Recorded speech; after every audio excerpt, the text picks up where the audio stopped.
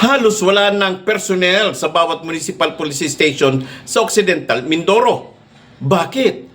Ito ang ating alamin kay Police Lieutenant Colonel Jenny Magan, ang hepe ng Police Community Relation Office ng Provincial Police Office. Ito ang ating Marraro at Your Service Special Report. Ba ang mga personnel sa bawat istasyon natin dahil gawa ng itong tinatawag na implementation ng 911 ay tila yata parang mauubusan tayo ng mga pulis sa ating mga station. Paano po ang sistema po dito? Sa bilang po ng ating mga personnel sa bawat police station, hindi po ito pare-pareho. Kasi mayroon po tayong mga Class A municipality at Class C municipality.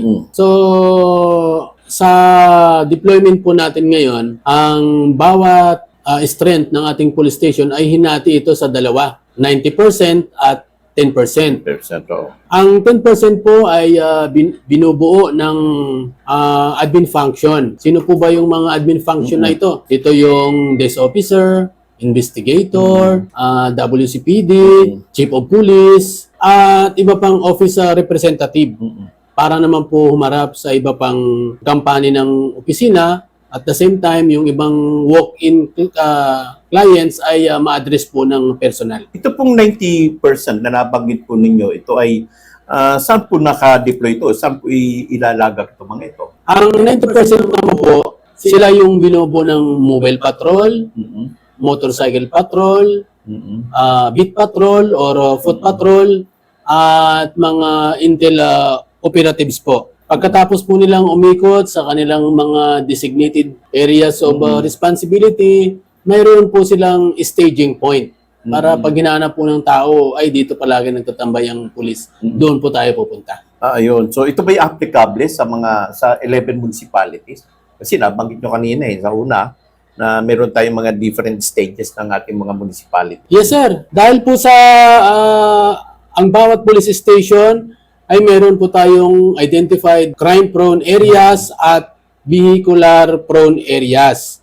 Sa pamamagitan po ng maximum implementation ng ating police visibility, nagiging proactive po tayo. Hindi po tayo reactive.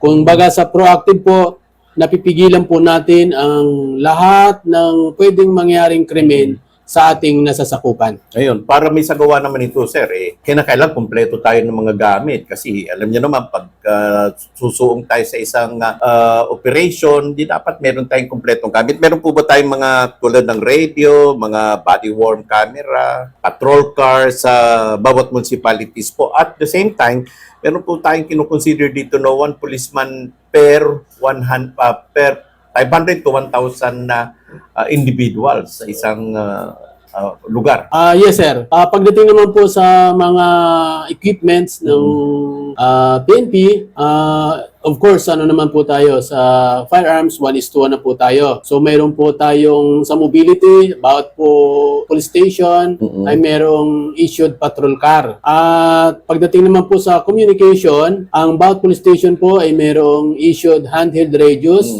Ito po yung Hytera at saka Iconic. Maliban po doon, para po mas mapabilis, mayroon po tayong application na ginagamit. Ito po yung tinatawag na Celo account. Ito po ay naka-install sa cellphone ng ating mga patrollers para po mas mapabilis ang ating pagresponde sa tawag po ng 911 at ng mamamayan. Pagdating naman po dito sa sa body-worn camera, may mga police station po na may issue at meron din pong wala. At para po ma-address natin ang kakulangan ng police station dahil hindi naman po lahat nami-meet yung 1:500, ang bawat police station po ay nakikipag-ugnayan sa bawat barangay.